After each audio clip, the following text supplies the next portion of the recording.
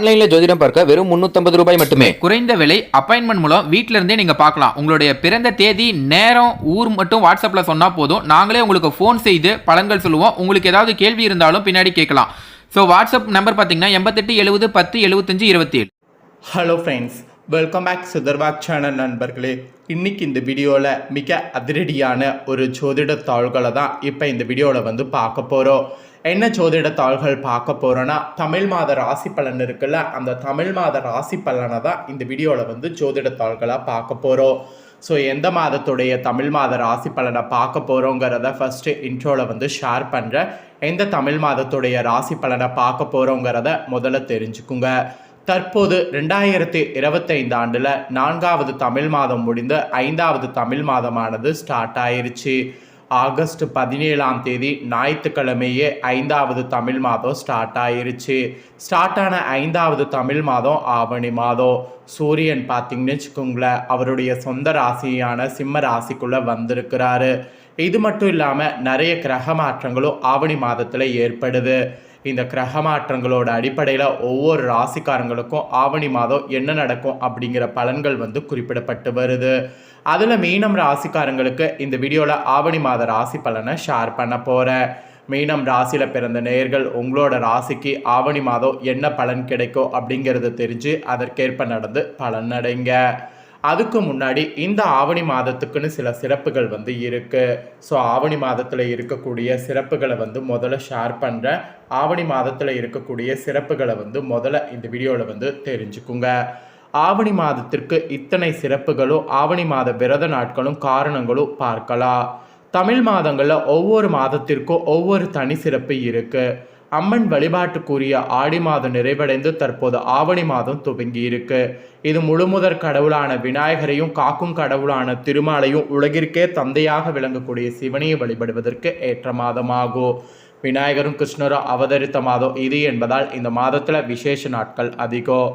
ஆவணி மாதத்தில் வெயிலுடைய தாக்கம் எப்படி இருக்கும் என்பதை பொறுத்து தான் அந்த ஆண்டு முழுவதும் காலநிலை எப்படி இருக்கும் என்பதை கணிக்கக்கூடிய வழக்கம் நம்ம முன்னோர்கள் கிட்ட இருக்குது.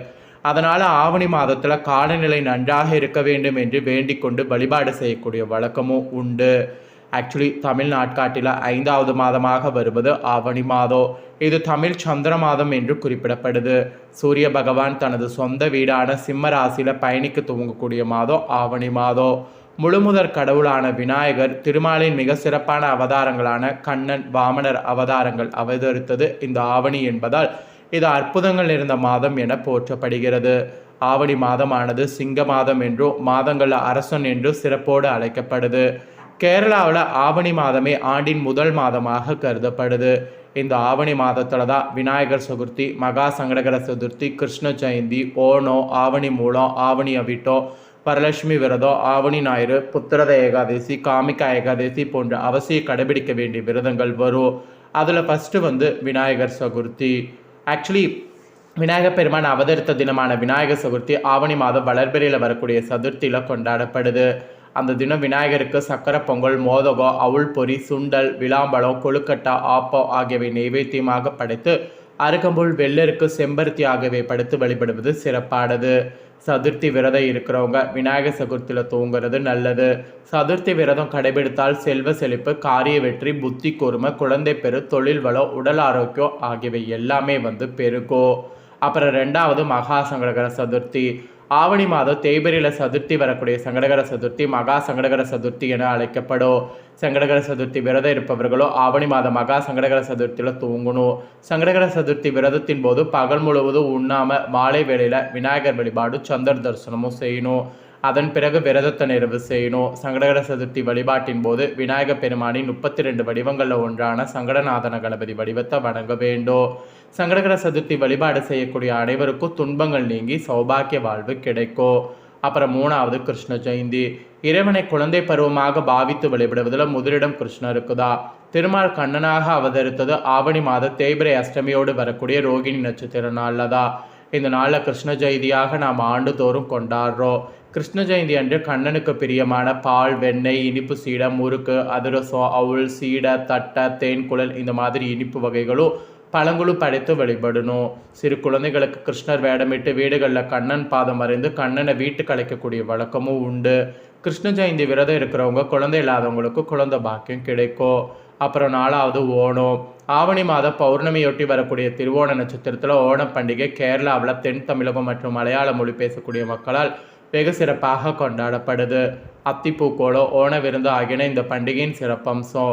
ஆவணி மாதம் அஸ்த நட்சத்திரத்தில் துவங்கி திருவோண நட்சத்திரம் வரை மொத்த 10 நாட்கள் இந்த பண்டிகை கொண்டாடப்படும். இது கேரளாவின் அறுவடை திருநாள், கேரள தீபாவளி, கேரள புத்தாண்டு என பல பெயர்களை சிறப்பித்து அழைக்கப்படுது. ஓணப்பண்டிகையின் போது கசப்பு சுவை தவிர மற்ற சுவைகளில் 64 வகை உணவு தயார் செய்து ஓண விருந்தளிப்பது சிறப்பு. அப்புறம் ஆவணியில் வரக்கூடிய மூலம். ஆவணி மூல திருவிழா மதுரை மீனாட்சி அம்மன் கோவிலில் நடக்கக்கூடிய மிக முக்கியமான விழாக்களில் ஒன்று. 12 நாட்கள் இந்த விழா விமர்சையாக கொண்டாடப்படும். சொக்கர் மதுரையில் நிகழ்த்திய 64 திருவிளையாடல்களின் நினைவு கூற விதமாக இந்த விழா நடத்தப்படுது. இதில் 10 திருவிளையாடல்கள் நடத்தப்படும். ஆவணி மூல திருவிழாவின் போது சுந்தரேஸ்வரருக்கு பட்டாபிஷேகம் நடத்தப்படும். இதற்கு பிறகு 5 மாதங்கள் மதுரையில் சுந்தரேஸ்வரருடைய ஆட்சி தான் நடைபெறும். ஆவணி மூலத்தன்று சூரியன் உதயமாகும் போது வெப்பம் அதிகமாக இருந்தால் அந்த வருடம் முழுவதும் வெயில் வாட்டும் என்றும், மாறாக மேகமூட்டத்தோடு வெப்பம் குறைவாக இருந்தால் அந்த ஆண்டு முழுவதும் காலநிலை சிறப்பானதாக இருக்கும் என்பது ஐதீகம். இதெல்லாம் ஆவணியில் வரக்கூடிய மிக முக்கியமான சிறப்பு நாட்கள்.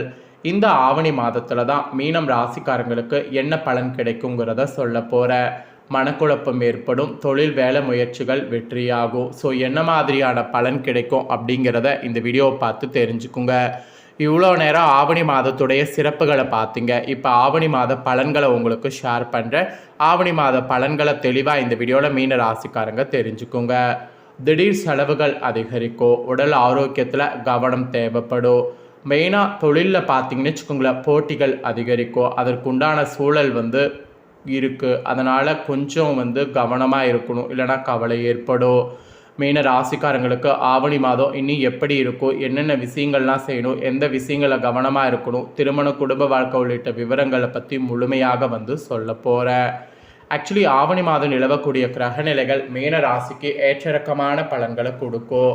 மன ஒரு நிலையாக இல்லாமல் அலைப்பாயு என்பதால் சரியான முடிவுகளை எடுக்க முடியாமல் திணறுவீங்க. திடீர் செலவுகள் அதிகரிக்கும். உடல் ஆரோக்கியத்திலையும் கவனம் தேவைப்படும். தொழிலில் போட்டிகள் அதிகரிக்கக்கூடிய சூழல் உண்டாகும். அதனால் கவலை ஏற்படலாம். மீன ராசிக்காரங்களுக்கு ஆவணி மாதம் இப்படியெல்லாம் இருக்கும், இந்த விஷயங்கள்லாம் கவனமாக இருக்கணும் அப்படிங்கிற மாதிரி உங்களுக்கு குறிப்பிடப்பட்டிருக்கு.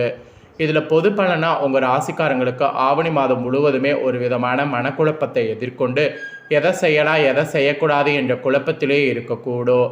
நீங்கள் ஒரு முடிவை எடுத்தாலோ அதற்கு எதிர்மாறான கருத்தை கொண்டிருப்பவர்கள் உங்கள் முடிவை மாற்றலாம். இதனால் பிரச்சனைகள் அதிகரிக்கும். பொது முயற்சிகள் உடனடியாக பலன் தராமல் இழுத்தடிக்கும் என்பது குறிப்பிடப்படுது. சனி வக்ரமாக உங்கள் ராசியிலே இருப்பதால் எல்லா விஷயங்கள்லையும் நிதானத்தையும் பொறுமையும் கடைபிடிப்பது அவசியமாகும். குழந்தைகளால் விரைய ஏற்படும் மற்றும் மன கஷ்டமும் உண்டாகும்.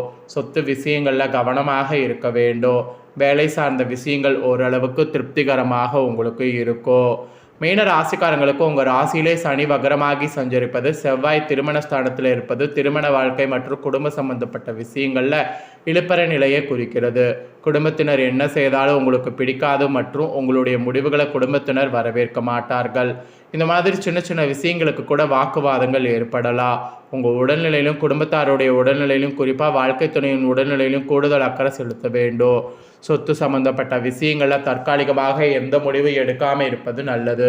இது போன்ற நெருக்கடிகள் இருந்தால் கூட வருமானத்திற்கு குறைவோ அல்லது பொருளாதார நெருக்கடியோ ஏற்படாது.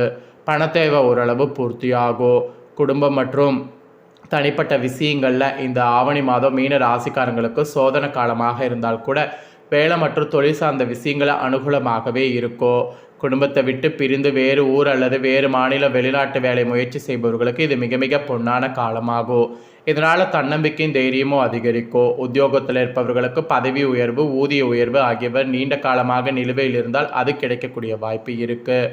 இந்த மாதிரி பல நெருக்கடிகளை எதிர்கொள்ளலாம். அதே சமயம் தன்னிச்சையாக முடிவெடுக்காமல் கலந்து ஆலோசிக்கிறது நல்லது. இதுதான் உங்களுக்கு சொல்லப்பட்ட ஆவணி மாத பலன்.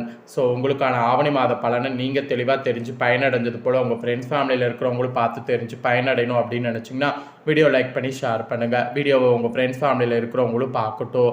அவங்களும் பார்த்தீங்கன்னு வச்சுக்கோங்களேன், மீன ராசிக்காரங்களாக இருந்தாங்கன்னா இதை தெரிஞ்சு இதற்கேற்ப நடந்து பலனடையட்டும். இதே போல் புதிய அப்டேட்டான தாள்களை தெரிந்து கொள்ள நம்ம சேனலை சப்ஸ்கிரைப் பண்ணுங்கள், கூட பெல் பண்ண ப்ரெஸ் பண்ணுங்கள். ஃபஸ்ட் டைம் பார்க்குறவங்க அதை பண்ணி சப்போர்ட் பண்ணுங்கள். வேறொரு வீடியோவில் வந்து உங்களை சந்திக்கிறேன். நன்றி.